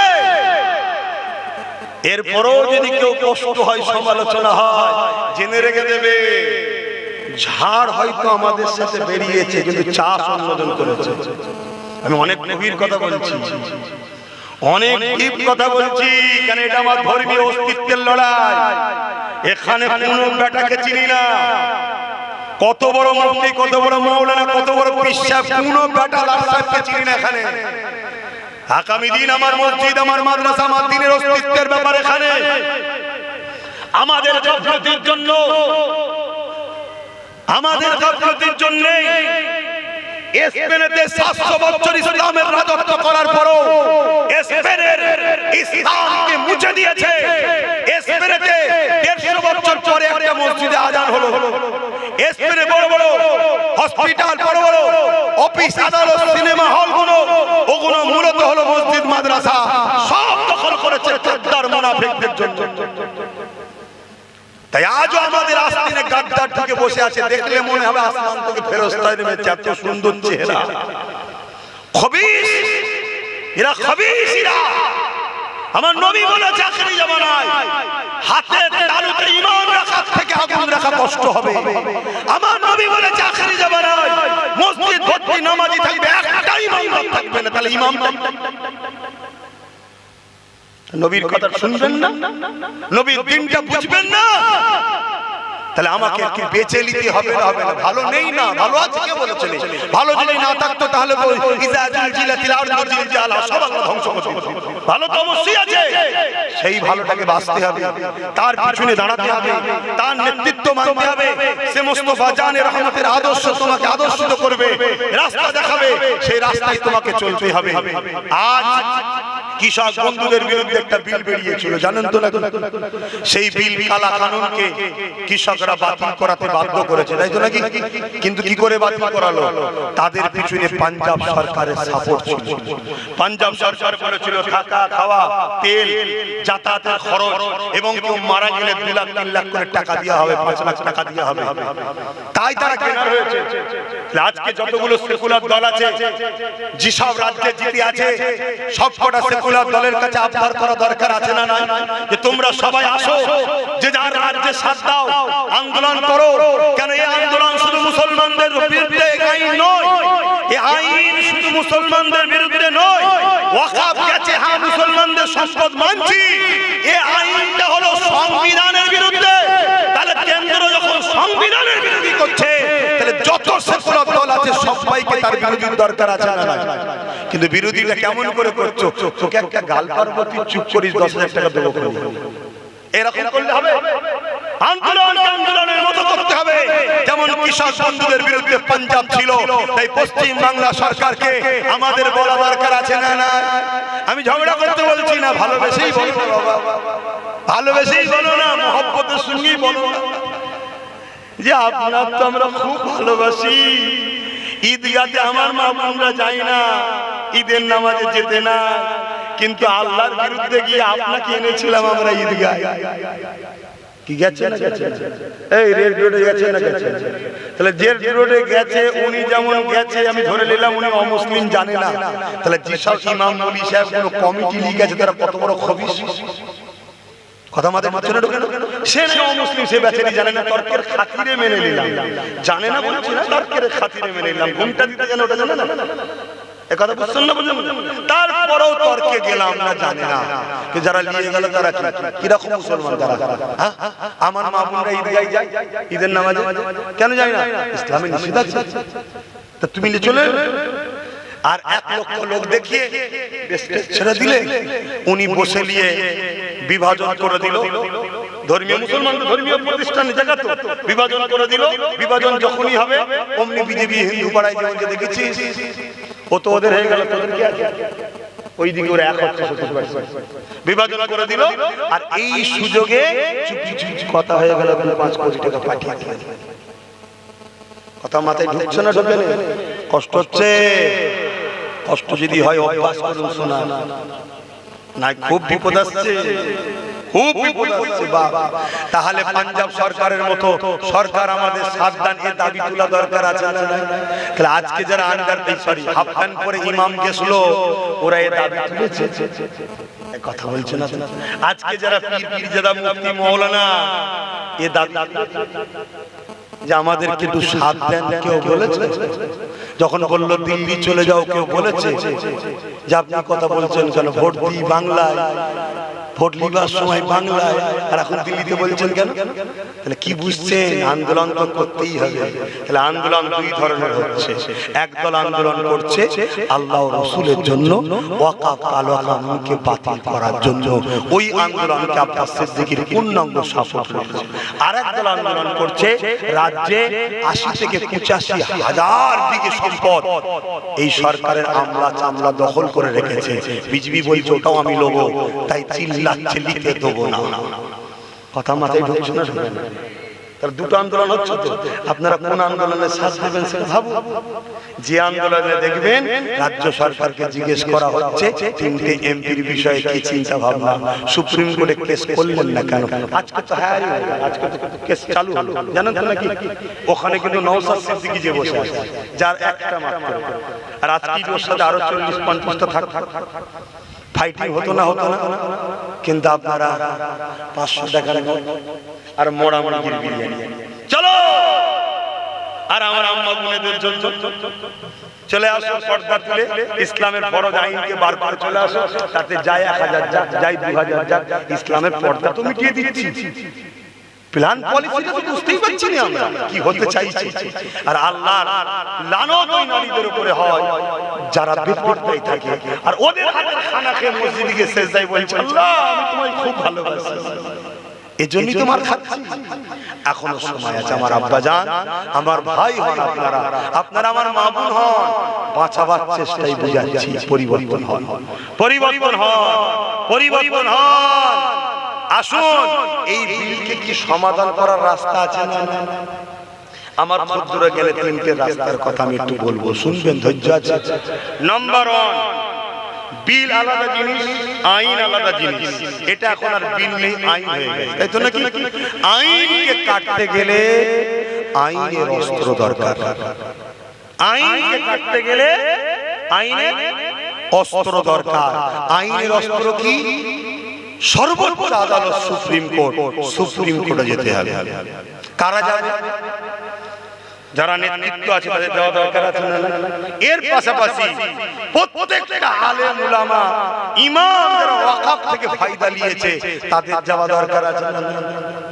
কি গো আমাকে গাল দিলেন নাকি? আমি কিছু ভুল বলছি? যাওয়া দরকার আছে না? তাহলে লক্ষ লক্ষ কেস হবে, সুপ্রিম কোর্ট ভাববে কি হচ্ছে, জজ সাহেবরা ভাববে কি হচ্ছে, দেশের মধ্যে কি ফিতনা। অলরেডি আজকে জিজ্ঞেস করেছে যে আপনারা যে আইনটা করছেন এটা কি সংবিধানের পক্ষে হচ্ছে না বিরুদ্ধে হচ্ছে? এবং দ্বিতীয় প্রশ্ন জিজ্ঞেস করেছে হিন্দু টাস্ক বোর্ডে মুসলমানকে কি রাখবে? কই পেয়েছে কালকে আবার শুনানি হবে। কথা বুঝে আসছে না? আইনের অস্ত্র ধরে কোনো কারণে কাটতে পারলেন না, ডেটের পর ডেট, ডেটের পর ডেট, ডেটের পরে। দ্বিতীয় নম্বর অপশন হলো যে ক্ষমতায় ওরা আইনটা তৈরি করেছে ওই ক্ষমতা তৈরি করতে হবে। যত সেকুলার দল আছে সবাইকে এক জায়গায় করো, ডাকো, আসো, যে আসবে না তাকে লাথি মেরে সরিয়ে দাও, আসো আসো। আরে আল্লাহ তোমাদেরকে নুন করেছে, তেজপাতা হতে যেও না, চুষে ফেলে দেবে। আসো, সবাইকে একত্রিত হয়ে 5 বছর 10 বছর লাগুক। মুসা আলাইহিস সালাম দোয়া চেয়েছিলেন, আল্লাহ ফেরাউনকে মিটাও। আল্লাহ কথা দিলেন মিটিয়ে দেবো। 40 বছর পর মিটালো। ধৈর্য হারা হলে হবে? এখন থেকে ওই পাওয়ার বাড়াও, ওই পাওয়ার বাড়াও সেকুলার দলগুলোকে সাথে নিয়ে। কিন্তু এখানে আমার একটা প্রশ্ন, সেকুলার দলগুলো তো সবাই আসে ক্ষমতায় যাওয়ার পরেই তো বলে দিল্লি যা। এজন্য তাহলে কি করবেন? Partnership, partner. তোকে আমি সাপোর্ট করছি না, দুজনে জোট করছি, এক হব। আমারও থাকবে, তোরও থাকবে। কথা মাথায় ঢুকছে না? ঢোকে না? চেয়ারের পাশে চেয়ার। খেটেছি 1 লাখ টাকা মাইনে দিয়েছেন তা নয়, 2% হোক, 3% হোক, 5% হোক, চেয়ার আমি মালিক হব। কথা বুঝছেন না? বুঝেন না? যেমন আমি বলেছিলাম না চেয়ারের 4টে পায়ে একটা হাতে রাখ। আজকে বলুন যদি একটা হাতে থাকতো তাহলে বলতে পারতো দিল্লি যা, আমি বলতাম ওঠেন, আমার পাটা খুললো। কথা বুঝছেন না? বোঝেন না? তার মানে সরকার করে যেত। তাহলে বলা যেত যে দিল্লি যান, যেত না? আমার কথা মাঝে ঢুকছে? তাহলে ওই জিনিস সব দিয়েই দাও, তাহলে জানবে যে আসবে সেই বলবে দিল্লি যা। তাহলে কাউকে নয়, নিজের পাওয়ার তৈরি করতে হবে। আমার মাথা খারাপ হয়ে গেছে, নিজের ভাইটাকে 42 দিন জেল খাটালাম, আমার মাথা খারাপ হয়ে গেছে, বাপ মা গুলোকে গাল খাওয়ালাম, আমার মাথা খারাপ হয়ে গেছে, এত জলসা আমার কেটেছে, এত জলসাতে বিরোধী করছে, আমার মাথা খারাপ হয়ে গেছে নাকি? এরপরও আমি মজবুত হয়ে লড়াই করছি এমনি কেন? আল্লাহ আমায় বুঝিয়েছে পাওয়ার দরকার আছে। শুনছেন না? লোহা না হলে লোহা কাটা যায় না। যে ক্ষমতায় আইন করেছে সংখ্যাগরিষ্ঠ ওই জায়গায় যে পৌঁছাতে হবে আগামী দিন। সংখ্যাগরিষ্ঠ হওয়ার পর ওরা যেমন আইন করেছে আমরাও আইন করে আবার ফিরিয়ে নেব। বলুন ইনশাআল্লাহ, জোরে বলুন ইনশাআল্লাহ। মুমিন যদি হও, দরদ যদি থাকে, তাহলে আশা দরকার আছে না নাই? যতজন চিল্লাচ্ছে সমস্ত আলেম উলামাকে বলছি, তোমরা যদি সত্যি আকাবিলকে বাঁচাতে চাও, নাম্বার 1 কেস, নাম্বার 2 যে পাওয়ারে করেছে ওই পাওয়ার চলো আমরা তৈরি করি। নাম্বার 3 এখন এই মুহূর্তে রুকা যেতে পারে কিসার বিলের মতো, কিন্তু সরকারকে সাথ দিতে হবে যেভাবে পাঞ্জাব দিয়েছে। এছাড়া চতুর্থ কোনো অপশন নেই। চতুর্থ অপশন বিপদ ডেকে আনছে। আপনি মিটিং এ যাবেন, পুলিশই গাড়ি ঢুকিয়ে দেবে। শুনছেন না? শুনেন? দাঁড়ার উপরে ফায়ার করবে, পাবলিক গরম হয়ে যাবে, চিল্লা চিল্লি করবে। ওই পাবলিকের মধ্যে দাড়ি টুপিওয়ালা লুঙ্গি বাহিনী সেজিয়ে কিছু ওদের লোক থাকবে, তারা পুলিশের গাড়ি ভাঙচুর করে আগুন ধরিয়ে দেবে। শুনছেন না? শুনেন? যেমন গত 2 দিন আগে নওশাদ কলকাতায় মিটিং করলো, রাজ্য সরকার বলছে কালাকানুনের নামে বিরুদ্ধে, রাস্তায় আটকে মুসলমানগুলোকে পিটছে। না আছে তাদের হাতে লাঠি, না আছে কোনো অস্ত্র, অথচ যাদের হাতে আটিটা অস্ত্র থাকে তাদেরকে আবার গার্ডে নিয়ে যাওয়া। যারা সমাজের মধ্যে বিষ ছড়ায় ওই তাদেরকে সব পাহারা দিয়ে যাওয়া হয়। ওই যে পূর্ব মেদিনীপুরের থেকে পাহারা দিল্লি যেতে যাচ্ছেন না, এগুলো বোঝে, তাদেরকে মারা হলো। তারা তখন নিজেদের এলাকায় একটা প্রোগ্রাম করলো, আর সেই প্রোগ্রামেতে দুষ্কৃতী ঢুকিয়ে দিয়ে নিজেদের গাড়িগুলোকে, মোটরসাইকেল গুলোকে সব ভাঙচুর করে আগুন ধরিয়ে নিরীহ হাজার হাজার ছেলের নামে কেস দিচ্ছে। কেন? কোনোভাবে তো নওশাদকে ভাঙড়ে দমন করতে পারছে না, এবার কেস দিয়ে করাবো। কথা শুনছেন না? শুনছেন? তো এই জায়গায় হাত গুটিয়ে বসে থাকতে হবে? এই জায়গা সিস্টেম এই তিনটে বললাম, আপনাদের কি পছন্দ হয়েছে? কার কার পছন্দ হয়েছে একটু সাক্ষী দেবেন আল্লাহকে। একটু লম্বা করে হাত তোলেন, যার যার পছন্দ, আমি জোর করছি না। পাশে দেখেন না কেউ বাদ আছে কিনা হাত তুলতে, কেউ বাদ আছে? হাত না বাদ। কেন পাশে দেখতে বললাম? যদি হাত না তুলে মারবে না। ইসলাম মারার বিশ্বাসী আমাদেরকে দেয়নি। ইসলামে মারা জুলুম করা হারাম, ইসলামে জান বাঁচানো ও ডিফেন্স করা ফরজ। বদরে আমরা মারতে যাইনি, মারতে এসেছিল, ডিফেন্স করতে গেছি, ফেরেশতা পাঠিয়ে ধর থেকে কল্লা আলাদা করে দিয়ে চল। শুনছেন? হ্যাঁ, 12,000 সালাউদ্দিন আইবির কথাটা বলবো না, থাকবে না। আরো উলামা আছে।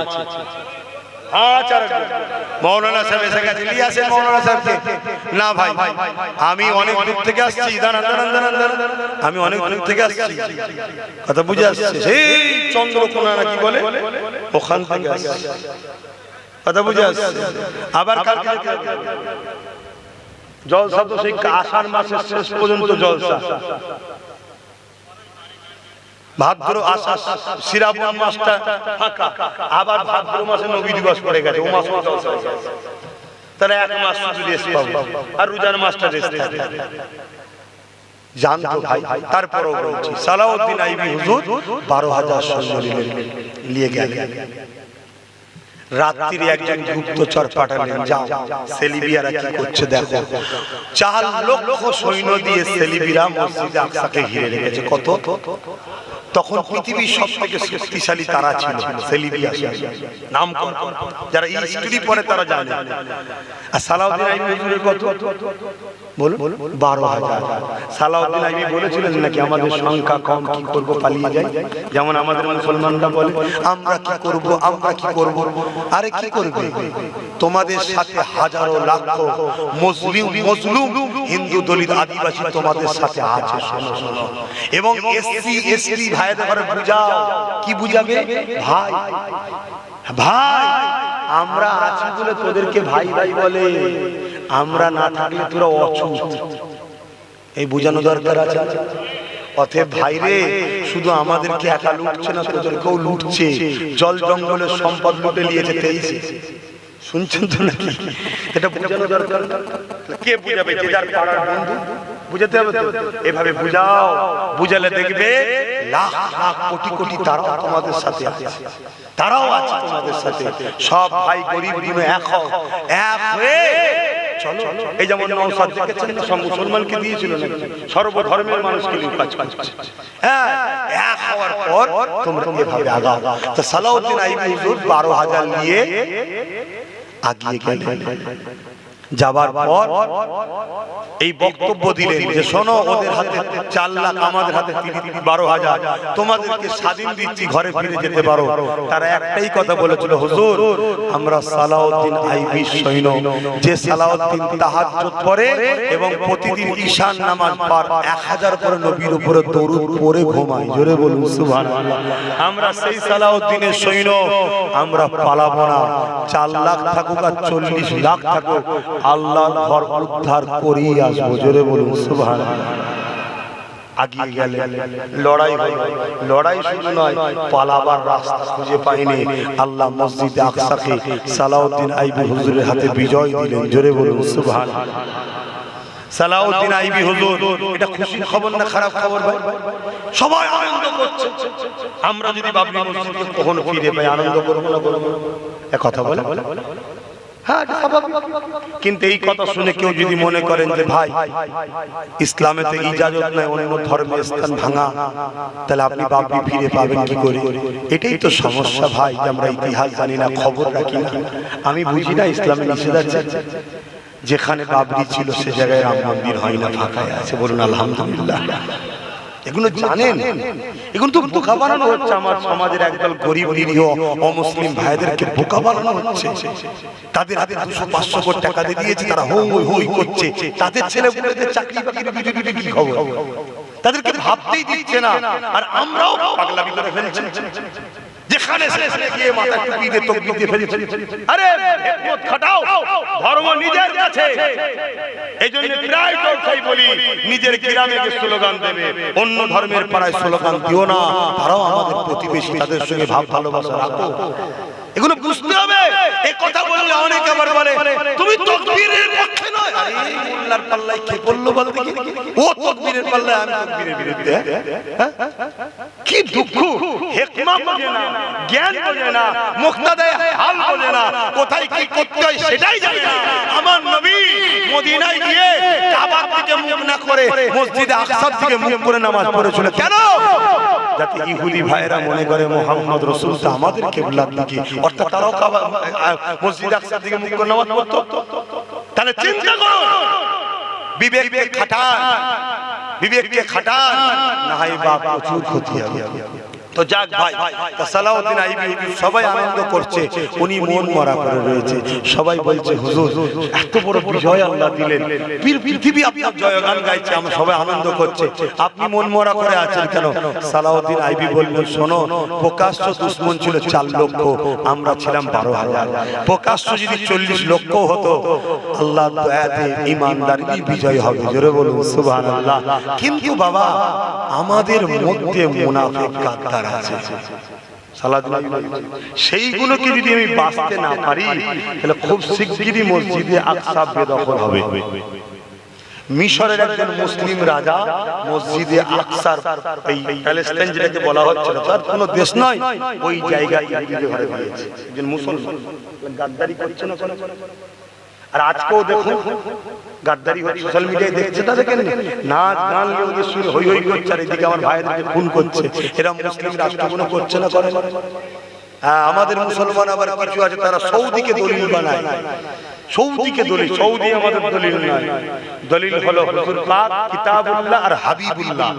মনে থাকবে, সৌদিতে হাবিবুল্লাহ এসেছে, অ্যাকচুয়ালি নাম তো জাজিরাতুল আরব। সৌদি তো না, জাজিরাতুল আরব, আল জাজিরা। পরবর্তীতে নাম পরিবর্তন করেছে। তো যাক, আমাদের দলিল হলো কিতাবুল্লাহ আর হাবিবুল্লাহ। তো যাই হোক, আমি ওই দিকে যাচ্ছি না। আল্লাহ আমাদের মধ্যে সৎ বুদ্ধি দেন, হিদায়াত করেন, বলুন আমিন। তা সালাউদ্দিন আইবি হুজুর কি বলেন, গোয়েন্দা টিম করলেন। ওই গোয়েন্দা টিমকে ছদ্মবেশে পাঠিয়ে দিলেন বিভিন্ন জায়গায়। কোথায় পাঠালেন? বাজারে, কথা বলছো না, চায়ের দোকানে, হাটে, ক্লাবে, পার্টি অফিসে, মেলায়, সিনেমা হলে না, পাঠিয়েছে মসজিদে, পাঠিয়েছে পীরের খানকায়, পাঠিয়েছে মাদ্রাসায়, পাঠিয়েছে মক্তবে। শুনছেন তো না? তৎকালীন সময় শামের এক জামে মসজিদ ছিল, যার পিছনে 5 ওয়াক্ত নামাজ হতো। এক এক ওয়াক্তে 1 লক্ষ, 1.5 লক্ষ, 2 লক্ষ করে লোক নামাজ পড়তো একজন ইমাম। তার কাছে গেছে একজন গোয়েন্দা, নামাজ শেষ বসে আছে।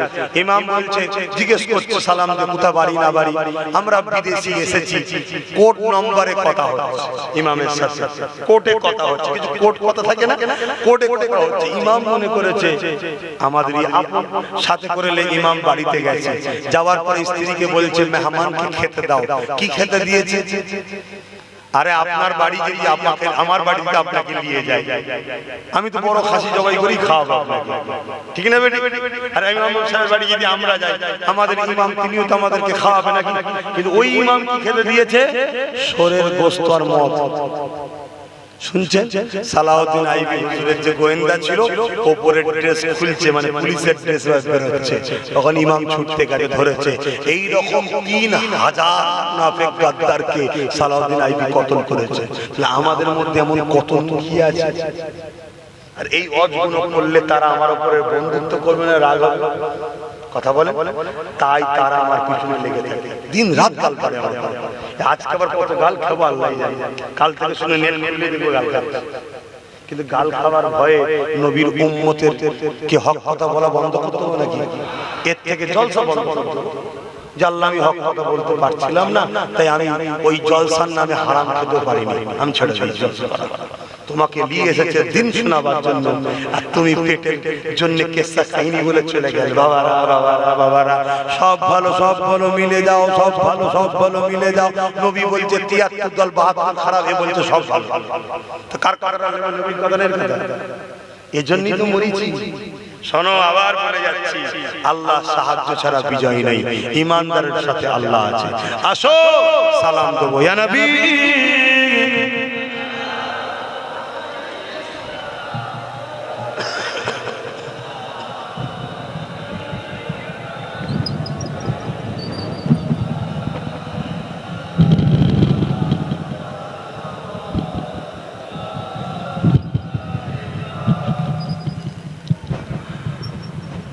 طلع البدر علينا من شنيات الوداع وجب الشكر علينا ما بدا لله